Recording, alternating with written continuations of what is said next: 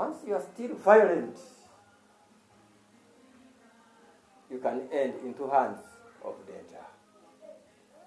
But where there is forgiveness, people receive release. But if you say, these people will not find me, they will find your children, they will be here. If you say, I sell Uganda railways to an Indian terrorist,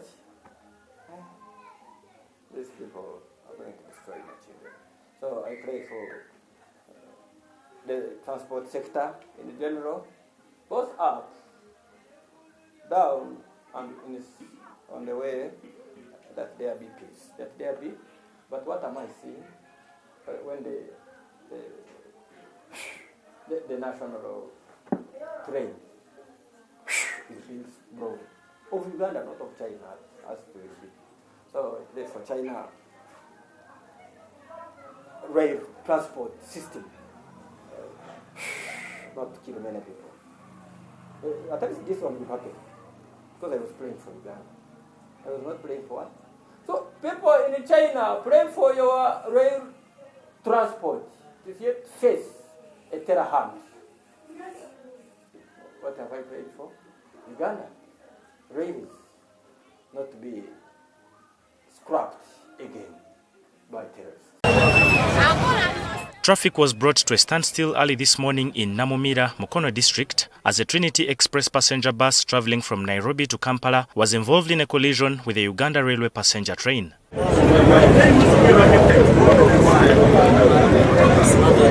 Eyewitnesses at the scene reported that the bus, bearing registration number RAH629B, failed to stop at the railway crossing and struck the front cross-section of the train. Despite the traumatic nature of the incident, no injuries were reported. When we reached at this point, I guess the driver for the bus made a terrible miscalculation, think that it's going to get ahead of the train.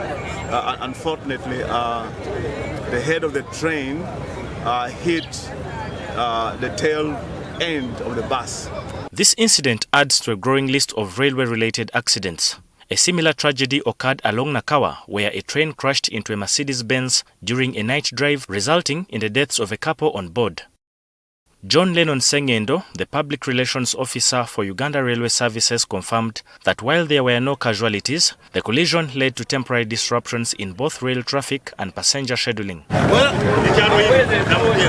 Many railway intersections across the country remain without protective barriers. The Uganda Railway Services says these protective barriers are in place, but challenges of their usage persist, especially with vehicles parking dangerously close to crossing points, limiting the effectiveness of manually operated barriers. The Railway Services says it deployed personnel at key crossings to manage traffic and alert motorists. We realize that it might be hard to lower those barriers in time, because sometimes you'll find motorists parked so close or below the barrier, so you can't lower it. So we decided to deploy our staff, we call them level crossing guards, to, in the event that the train is coming, they're able to flag all the cars to stop.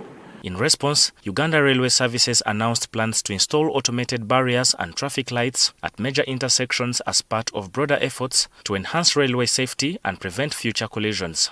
And we've had that call to have the automated barriers. We got funding from the African Development Bank, and this, amongst other things, is to automate all the level crossings. Have the barriers that lower automatically, and also have the traffic lights, that if the train is coming, the lights will be on, and also the barriers will be lowered. Despite the morning incident, Uganda Railway Services has confirmed that normal passenger train operations will resume by this evening. David Ijo, NTV.